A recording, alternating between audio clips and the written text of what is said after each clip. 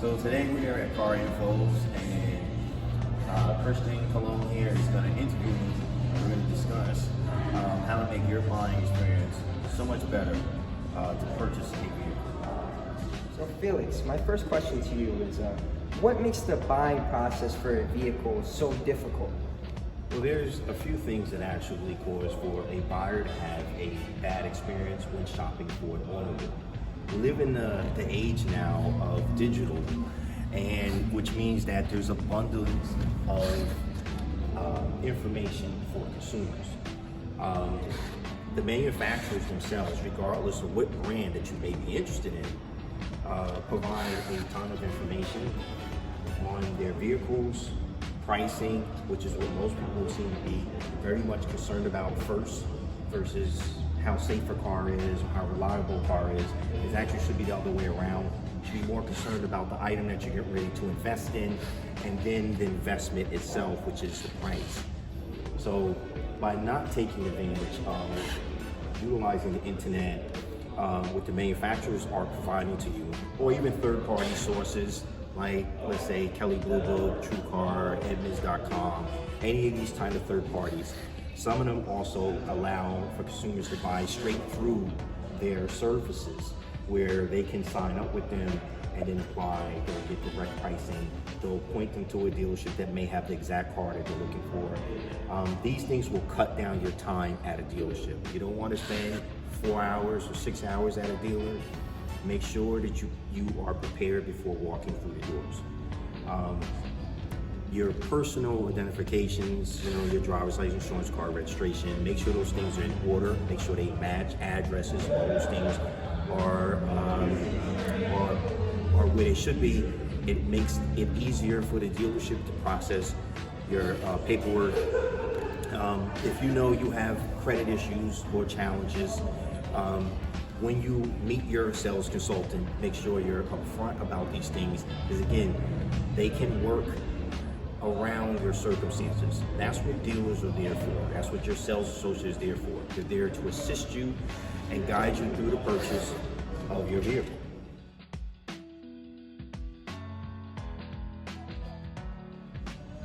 So Felix, my second question to you is, what can a buyer do to make their overall buying experience better? So it's a human connection. And so, the sales associate is there to assist the buyer with their needs and their wants. Just the understanding that you are dealing with another human being. And make sure your credentials, your IDs, everything that you need. If you have a title for a car, if you're trading in a car, make sure you have these things before you journey out to the dealership to make your final purchase. These things will absolutely make the buying experience better for you. So Felix, how does or how should a buyer determine which brand to purchase from? So that's a great question, Christian. How does a buyer decide which brand to actually purchase? And there, besides going to the manufacturer's websites and comparing these cars digitally on the screen, you got to look at how a vehicle is going to fit your lifestyle. So for example, if you're a family of 6 or 5, you might want to look at a large crossover or mid-size crossover for you and your family, or a minivan that might fit your needs. If you're a family of 2, then you can look at any sedan or coupe, or a SUV if you want. They have small crossovers now in the market. But as far as determining which brand is going to not only fit your needs and give you the qualities that you're looking for, all these manufacturers, every single one of them, build their cars to try to earn your business. But you have to decide how that car fits your needs. So let's take this brand that we're at right now, which is Mazda. Now Mazda is a middle of the line brand, similar like Buick is as well. Buick sits on the luxury side of the fence, but it doesn't really clump itself in with Cadillac, right? Even though it's the same manufacturer by General Motors, it's a competitor of Cadillac. But you're not gonna go from Chevy to Buick and be like, oh, I need my Buick, I want the Buick to be the same price as a Chevy. you kind of know you're getting upgrades when you go to this brand. It's the same thing with this brand like Mazda. Now Mazda sits on the fence. It competes on both sides of the market, right? So both for premium customers and non-premium customers. There are upgrades in this brand. So when you're comparing this brand, let's say to Honda, Honda is a mainstream brand. They put out a large quantity of cars here in the United States. Mazda does not. It's a much smaller manufacturer. This brand is a unique brand. It specializes in certain things. The cars are gorgeous. They have many awards for their designs. The quality of their materials that you feel when you get into cars, it feels more like a premium brand. And here's a part of Mazda history that no one seems to identify here in the United States. So, oh yes, this is a Japanese manufacturer. The Mazda first venture out of Japan was in Europe. Their direct competitors, believe it or not, are Mercedes, BMW, Audi, Volkswagen. These European brands are brands that this manufacturer identifies itself with very much so. If you went onto their website and went onto a competitor's page, so you can see how the cars compare, the first thing that pops up are BMW, Mercedes, Audi, Volkswagen, and it's mainly because that's who they see themselves as a direct competitor. Now, Americans aren't accustomed to seeing Mazda as a luxury brand, but believe it or not, outside the United States, Mazda delivers more on the premium side of the market. They're getting there now in this market in the United States, but we still get compared to a lot of the mainstream brands. So if you are looking at a mainstream brand, which are Honda, Toyota, Kia, Ford, Chevy, Hyundai, Nissan, these brands are mainstream brands. They generalize themselves towards the mass public of this country. And then you have your small market brands like Mazda, Range Rover, Volvo. These brands specialize, Subaru, they specialize in certain things, Jeep, and therefore they don't quite fit in with the larger market. But if you are shopping those brands, understand their pricing is not going to be the same as one of the brands that are larger. Same thing if you're coming from the premium side of the market and you're coming from Cadillac, Lexus, Mercedes, BMW, Audi. These are the larger luxury premium brands, but they're smaller premium brands like Infiniti, Acura. These brands, Buick, they don't necessarily fit in exactly with those larger brands, but they compete. So understand when it comes to the pricing part, just know that these brands aren't going to be able to match or beat somebody else's pricing. Of course, each manufacturer, a different cost for each one to build their cars. If all their costs were the same, then we wouldn't have different brands. They all use different components, what it costs for them, their buying power, it's just so much different. But looking at this beautiful car that we're in, which is the 2021 Mazda 3 turbo sedan, automatic with all-wheel drive. But if you look at the dashboard, you got soft touch materials, quality materials here, dual climate control, a nice large armrest. You got CarPlay. You got a hand-stitched leather-wrapped steering wheel. Everything in here is meant to be towards that premium market. And does Mazda make an affordable car? Yes, they do.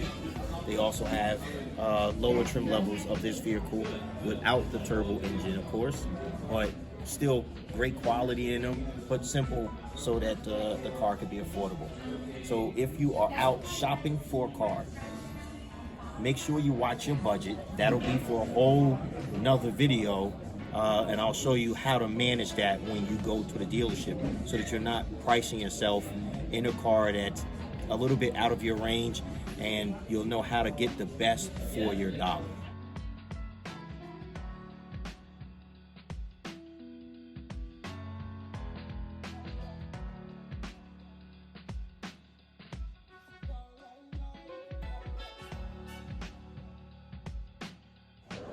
Okay, Felix, almost done. I just want to ask now, what separates manufacturers from each other? So, Christian, that's a great question. And so, let's take this brand, for example, Mazda.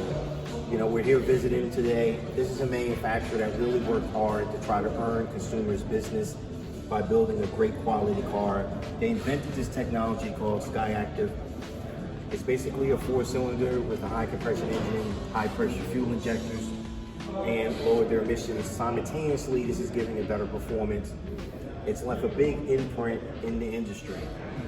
But it also propelled Mazda to the front of the line, whereas recently Consumer Reports rated Mazda the #1 brand in the United States as far as reliability, and that's because of the consistency from this brand.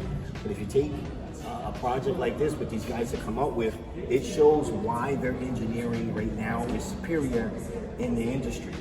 Now, this doesn't take anything away from some of the other manufacturers. They all have their own style or what they think is going to achieve the objective that they need to. But here's what goes back to when you're looking at a larger brand and why you can't just come in and say, well, I was just at, let's say, a Chevy store and they quoted me $299. Can you guys do the same thing? Here's a brand that went out of its way to invent something that no other brand has access to. It's their copyrights, their patent, their technology. It's gotten them to where they're at. Every manufacturer has a different path to try to achieve a goal, but General Motors is 4 or 5 times the size of a brand like Mazda. So pricing not equal regardless of how their MSRPs are very similar. You got to look at what you're getting for your dollar. Transmission wise, this manufacturer changed the dynamics of building a transmission without using CVT.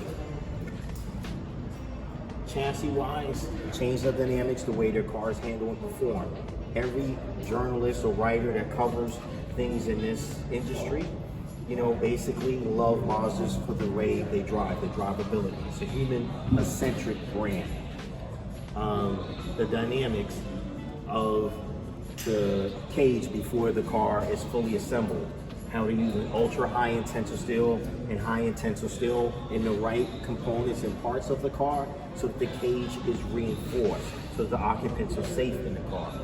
So they take these things seriously, not saying that some other brands don't, but when you are large, you have a sitting panel that actually tells their engineers what they can and cannot do and how they have to make the car more affordable.